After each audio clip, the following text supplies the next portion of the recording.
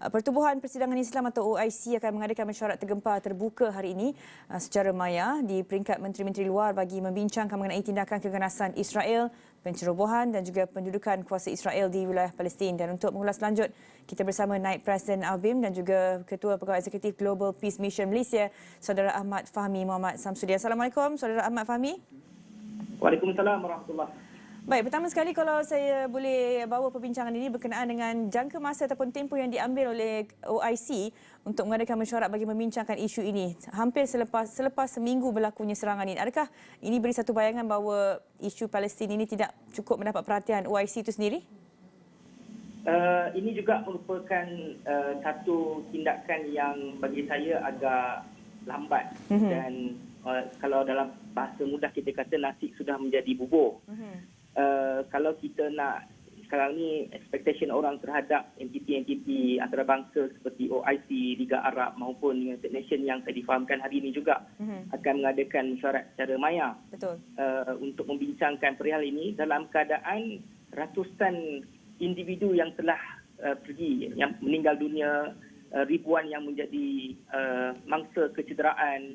Jadi kita mempersoalkan sejauh mana relevannya peranan yang boleh dimainkan oleh entiti-entiti seperti mana yang kita bincangkan hari ini. Dalam keadaan saya fikir apa yang terjadi bukan perkara yang baru, inilah merupakan satu rentetan-rentetan.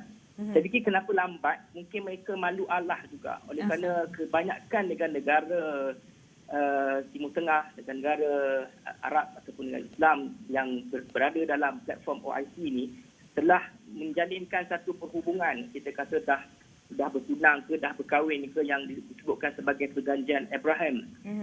Normalisasi yang berlaku antara beberapa buah negara seperti UAE, Bahrain, Sudan dan sebagainya, itu yang menyebabkan mereka, kalau kata dulu mereka kata perjanjian ini boleh menyebabkan mereka boleh deal dengan Israel. Kita lihat apa yang terjadi hari ini sebaliknya, malah lebih teruk daripada apa yang kita lihat.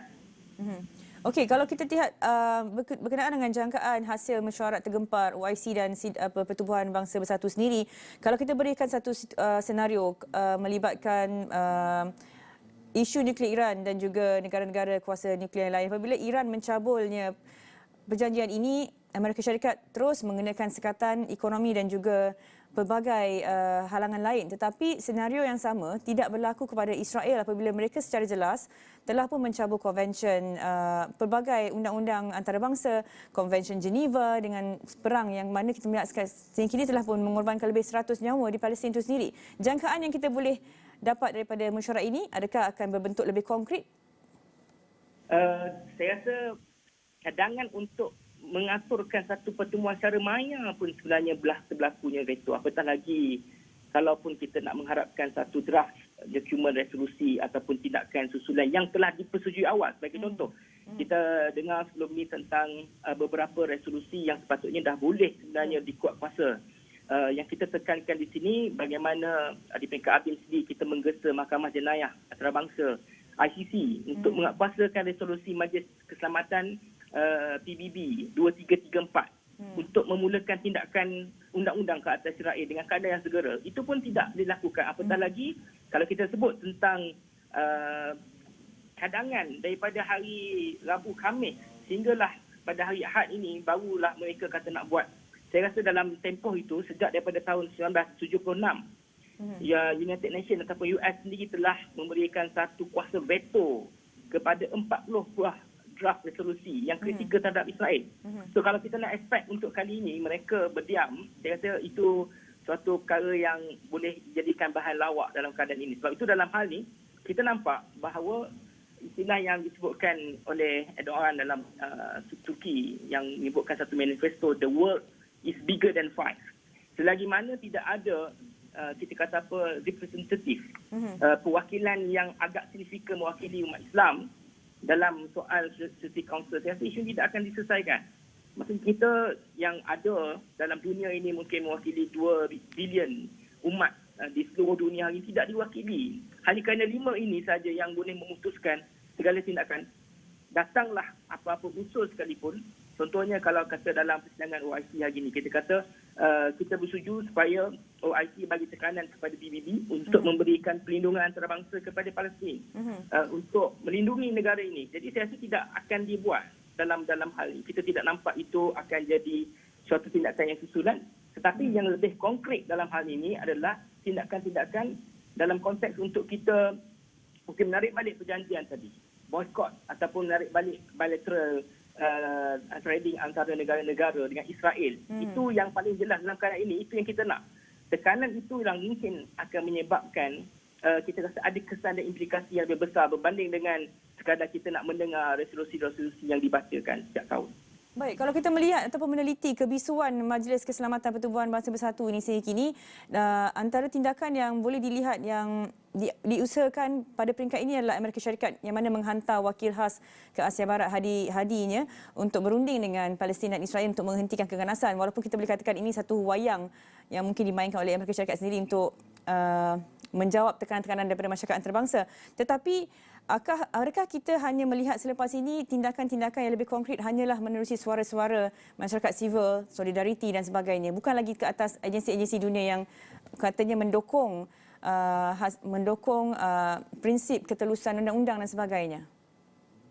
Kita sudah nampak kecenderungan untuk kita kata dunia tidak lagi bergantung haraplah kepada entiti yang ada ni istilahnya diwakili. Saya rasa mereka juga sekarang ni dah tak relevan untuk kita katakan mereka mewakili kita.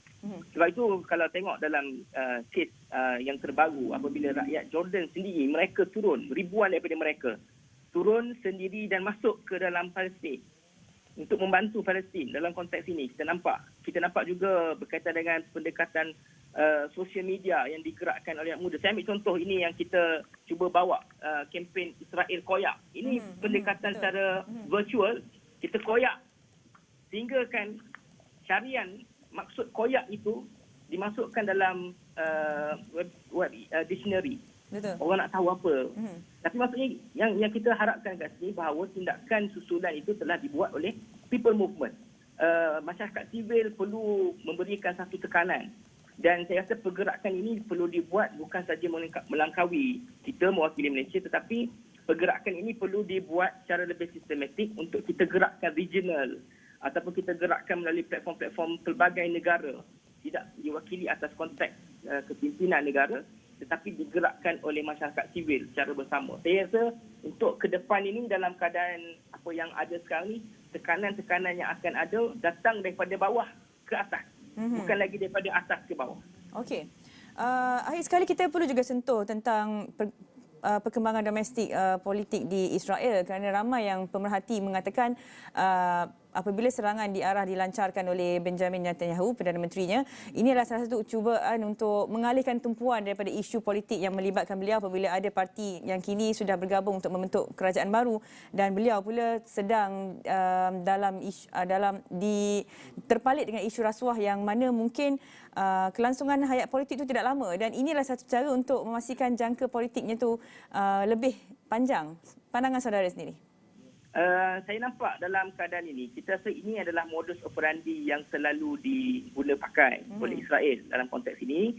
Bila masa kedudukan politik individu ataupun kepimpinan Israel berada dalam keadaan yang tidak stabil, maka diwujudkan ini supaya dianggap sebagai savior, sebagai penyelamat negara. Sedangkan kita tahu isunya corruption, isu berkaitan dengan tuduhan skandal, melibatkan keluarganya juga. Pilihan raya diadakan beberapa kali, belum lagi dibuat satu bentuk kabinet yang lengkap. Betul. Maksudnya kita tahu bahawa apa yang berlaku ketika ini adalah merupakan suatu keadaan yang tidak konsisten dalam Israel itu sendiri. Jadi mereka sengaja mengadakan perkara ini supaya mendapat sokongan. Sebab itu dalam hal ini saya fikir dalam kalau kita memahami geopolitik dan juga memahami kelaziman apa yang dibuat oleh Netanyahu dalam konteks ini, saya rasa ini bukan satu kebetulan.